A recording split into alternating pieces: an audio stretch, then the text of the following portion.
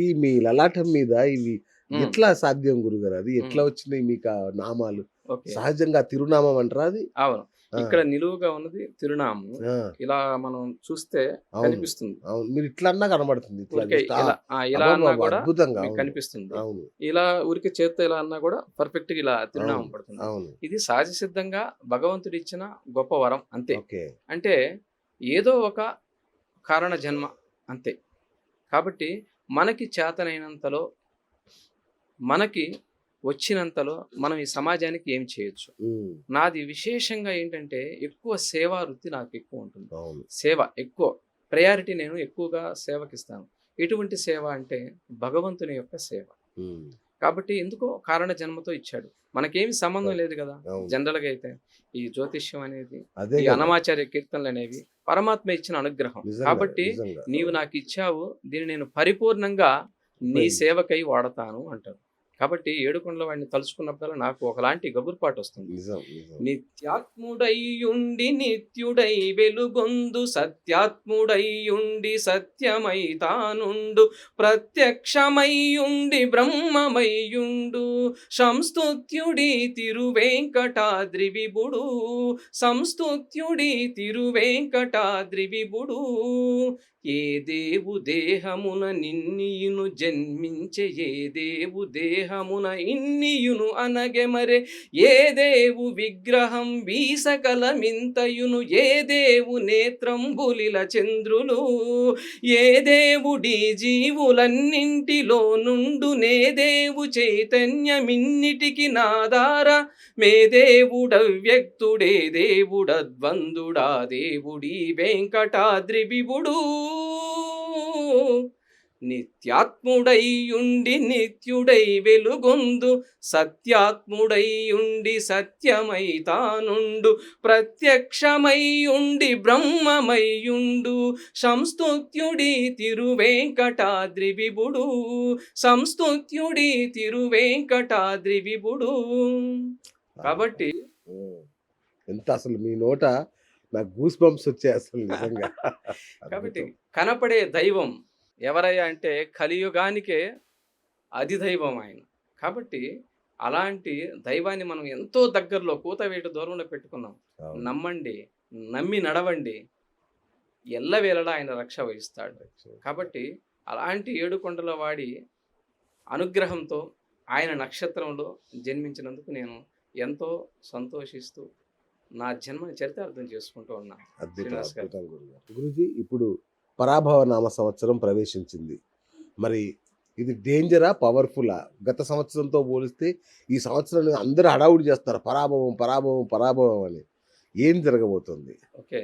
మంచి ప్రశ్న అడిగారు. గురూజీ? పరాభవ నామ సంవత్సరం అంటే ఇది ఎవరైతే మనకి రాజ్యాన్ని పరిపాలిస్తున్నారో, రాజ్యాన్ని పరిపాలిస్తున్న రాజుకే గాని పరాభవం అనేది సామాన్యుడికి కాదు. సామాన్యుడికి కాదు. వర్తించారు. ఎందుకంటే అవును. ఈసారి రాజ్యాధిపతి గురువయ్యాడు. ఓకే. కాబట్టి మనం చూస్తూ ఉంటాం ఇప్పుడు. బయట హ్మ్. సమాజంలో ఎన్నో హ్మ్. చూస్తూ ఉంటాం. అన్ని అవును. చోట్ల అధికారంలో ఉన్న రాజులకి తప్పటం లేదు కదా! ఎన్ని అవమానాలు ఎదుర్కొంటున్నారు. అవును. వాళ్ళు చేసేవి మంచి కార్యక్రమాలే అయినప్పటికీ గూడా అవమానాలు ఎదుర్కొంటున్నారు. అవును. ఈసారి ఇంకొంచెం ఎక్కువగా ఎదుర్కొంటున్నారు. ఆ! అంతే హ్మ్. తప్ప మనకేమి కాదు. హ్మ్. సామాన్య ప్రజలకు ఇది కాదు ఏమి అని కాదు. చెప్పాలి. హమ్మయ్య! చాలా మంచి చల్లటి వార్త చెప్పారు ఉగాది రోజున. సంతోషం. ఇక లోకేష్ గారు. ఇప్పుడు 2 తెలుగు రాష్ట్రాలంటే దేశవ్యాప్తంగా లోకేష్ గారి చర్చ నడుస్తుంది. లోకేష్ గారు సీఎం అవుతారు, సీఎం అవుతారు ఆంధ్రప్రదేశ్ రాష్ట్రానికి అని. బాబు గారిని చూస్తే బ్రహ్మాండంగా ఉన్నారు, ఫిట్‌గా ఉన్నారు. సడెన్‌గా ఈ చర్చ ఎందుకొచ్చింది? అవుతారా? ఆయన జన్మ జాతకం ఎలా ఉంది? ఆయన యోగాలు ఎలా ఉన్నాయసలు? నేను ఆయన జన్మ జాతకాన్ని పరిశీలించాను. ఓహ్! భరణి నక్షత్రం ఆయనది. ఆ! యాక్చువల్‌గా 2024 10వ నెల 5వ తారీఖు నుంచి మీరు గమనిస్తే, ఆయనకి రాహు మార్గదశలో శుక్రుడి యొక్క అంతరం నడుస్తుంది. ఓకే. ఓకే. ఈ శుక్రుడు ఆయనకి పరివర్తన యోగంతో ఉన్నాడు. సప్తమాధిపతై ఆయనకి దశమ క్షేత్రంలో ఉన్నాడు. వృత్తి స్థానంలో ఉన్నాడు ఆయనకి. ఓకే. అయితే ఈ సప్తమ స్థానంలో శని పరమ ఉచ్చబొంది ఉన్నాడు ఆయనకి. ఓకే. శని అధికారాన్నిస్తాడు. రాహువు అధికారాన్నిస్తాడు. రాజకీయాలను కూడా ఇస్తాడు. అయితే ఇక్కడ ఏమవుతుందంటే శని ఇంటిలో శుక్రుడు ఉన్నాడు. ఓకే. శుక్రుడు యొక్క ఇంట్లో శని ఉన్నాడు. శని ఉచ్చ స్థానాన్ని అలంకరించి ఉన్నాడు. కాబట్టి దగ్గర దగ్గర 2026 ఆగస్టు, సెప్టెంబర్, అక్టోబర్ ఈ ప్రాంతాలలో వరకు కూడా ఆయనకు రాహులో శుక్రుడు నడుస్తాడు. ఈ శుక్రుడు నడిచినప్పుడు మీరు గమనించండి 2024 10వ నెల నుంచి కూడా ఆయన గ్రాఫ్ పెరుగుతూ వస్తుంది. ఎంతో పప్పు అన్నవాడు అదే ఇప్పుడు అనబోతున్నాను. నిప్పులాగా తయారై చాలా గొప్పగా పరిపాలన చేస్తున్నాడు. తుప్పు వదలగొడుతున్నాను తుప్పు అందరూ. వదలగొట్టేస్తున్నాడు. అందుకని ఏంటంటే ఆయనకు అవకాశం తప్పకుండా ఉంది. ఆయన Okay. గ్రహ దశల్లో అవకాశం ఉంది. చూడండి ఎప్పుడైనా సరే ఎన్నో కష్టాలు మనం ఫేస్ చేసినప్పుడే అతనిలోంచి అంతర్మదనంలోంచి Correct. ఒక నాయకుడు తయారవుతాడు. కాబట్టి అతను జనంలోకి ఎప్పుడైతే నడవటం మొదలు పెట్టాడో అక్కడి నుంచే మంచి నాయకుడిగా నిప్పులాగా తయారయ్యాడు. అవును అవును పప్పు అన్న వాళ్ళకి చాలా గొప్పగా సమాధానం ఇస్తూ ఉన్నాడు. ఇచ్చాడు, అవును. బట్ ఆయన జాతకంలో ఈ యోగం తప్పకుండా ఉంది. సో కాబట్టి బాగా చెప్పారు ఈ అయితే. ఉగాది తర్వాత ఆ, అది ఆయనకు చెప్పాలి నాకు. ఈ ఉగాది తర్వాత ఆయన ఏ రోజైనా సరే సీఎం అయ్యేదానికి 200% అవకాశం ఉంది. ఇంకో ప్రశ్న కూడా ఉంది. ఉగాది చెప్పండి. తర్వాత అంటే ఎన్ని నెలల లోపు? మళ్ళీ మీకు- నేను ఉగాది ఆ- తర్వాత అన్నాను ఆ, అనకూడదు. ఆయన జన్మ జాతకంలో 2026 9వ నెల వరకు అచ్చా 2026 9వ నెల వరకు కూడా ఈ రాహులో శుక్రుడు యొక్క అంతరం ఉంది. ఈ శుక్రుడు ఏం చేస్తున్నాడంటే అతనికి దశమాధిపతి అయి ఉన్నాడు. దశమ స్థానంలో ఉన్నాడు ఆయనకి. ఓకే. కాబట్టి ఈ టైంలోనే అతనికి ఛాన్స్ చాలా ఎక్కువగా ఉంది అని చెప్పాలి. Super super. రైట్. అలాగే గురుగారు 2 తెలుగు రాష్ట్రాల్లో ఏదైనా ఈ సంవత్సరం అన్ఎక్స్పెక్టెడ్ పొలిటికల్ ఎర్త్క్వేక్స్ లాంటివి ఏమన్నా ఉన్నాయా? అంటే సంచలనాలు ఏమైనా నమోదు అవుతాయా? ఎందుకంటే రేవంత్ రెడ్డి గారి పీఠం దానికి సంబంధించి కొంచెం అడావుడి నడుస్తుంది కదా, ఏంటి అసలు? అంటే మీకు ఒకటేనండి, ఇక్కడ గమనిస్తే మనకి పరాభవనామ సంవత్సరం అని మనం ఇందాకే అనుకున్నాం. అవును. ఎవరికయ్యా పరాభవం అంటే రాజు పరిపాలిస్తున్న రాజుకు కదా అంటున్నాడు. కాబట్టి జూన్ 2వ తారీఖున మనకి మిథునం నుంచి కర్కాటకంలోకి గురువు యొక్క ప్రవేశం జరుగుతుంది. కానీ ఇది రాజ్యానికి చాలా సుభిక్షమైన ఉచ్చస్థితి. ఓకే. అట్లాగే మనకేమవుతుందంటే అక్టోబర్ 31 నుండి మనకి సింహరాశిలోకి గురువు ప్రవేశిస్తున్నాడు. ఓకే. ఇలా సింహరాశిలోకి గురువు ప్రవేశం జరిగినప్పుడు దాదాపు మీకు 11వ నెల, okay, November and December and జనవరి, ఈ జనవరి 25వ తారీఖు వరకు కూడా ఆయన అక్కడే ఉంటాడు. ఓకే, అచ్చా. 2027 జనవరి 25వ తారీఖు వరకు కూడా అక్కడే ఉంటాడు గురువు. ఓకే.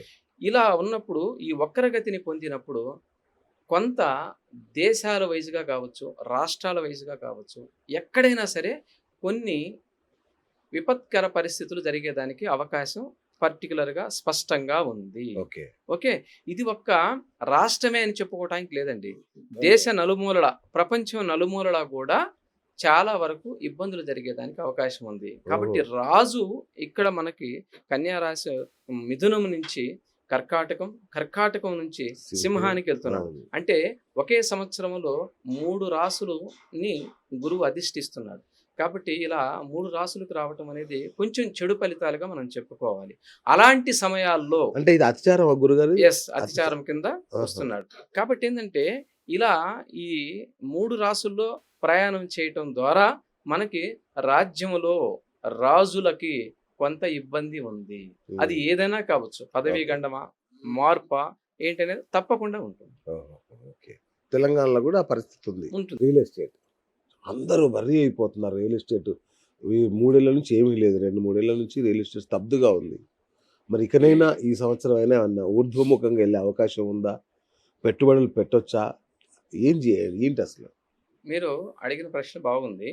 రియల్ ఎస్టేటు వాస్తవంగా ఇంకొక 2 సంవత్సరాల పాటు, 1.5 సంవత్సరం పాటు ఓపిక పట్టడం చాలా చాలా ఇంపార్టెంట్, ఫస్ట్ పాయింట్. ఓకే. కానీ ఇది కొన్ని రాసులకి గురువు యొక్క సంచారం కొన్ని రాసులకు విశేషంగా యోగిస్తుంది. ఓకే.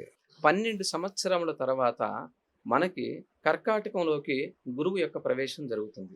ఈ ఓకే. గురువు యొక్క ప్రవేశం జూన్ 2వ తారీఖున ఎప్పుడైతే జరుగుతుందో యమునా నదికి కూడా మనకి పుష్కరాలు వస్తుంది. కాబట్టి ఇది కొన్ని రాసులకి విశేషంగా యోగాన్ని ఇస్తుంది. అయితే అందరికీ రియల్ ఎస్టేట్ బాగుంటుందా అంటే చెప్పడం కొంచెం కష్టమే. కొన్ని రాసులకు తప్పకుండా వస్తుంది. కాబట్టి మనం మిగతా రాశి ఫలితాలు చూసేటప్పుడు ఏ రాసుల వాళ్ళకి భూమి కొంటే బాగుంటుంది, ఎవరు రియల్ ఎస్టేట్ చేస్తే బాగుంటుంది, ఎవరు తన దగ్గర ఉన్న భూమిని అమ్ముకోకుండా దాచుకుంటే బాగుంటుంది, అచ్చా, అనే పాయింట్ మీద మనం చర్చిద్దాం. ఓహో. కానీ ఇంకొక 1.5 year వరకు ఇప్పుడు చూడండి మీరు 2 తెలుగు రాష్ట్రాల్లోనూ ఎక్కడా భూమి కదలటం లేదు. అస్సలు. ఇక్కడంటే ఏదో హైడ్రా అంటాం, ఏదో ఇంకొకటి అంటాం. ఉమ్. కానీ 2 తెలుగు రాష్ట్రాల్లోనూ ఇలాగే మందంగా ఉంది. అలాగే ఈ 1.5 year తర్వాత ఆటోమేటిక్గా చాలా వాళ్ళ దగ్గర ఏదైతే భూమి ఉంటుందో విపరీతమైన రేట్ వచ్చేదానికి అవకాశం ఉంది. ఓహో. దాచుకోండి, నా మాట విని దాచుకోండి. భూమిని వీలైనంత వరకు దాచుకోండి, ఉమ్. తక్కువ రేట్లకు అమ్ముకోవద్దు. ఓకే.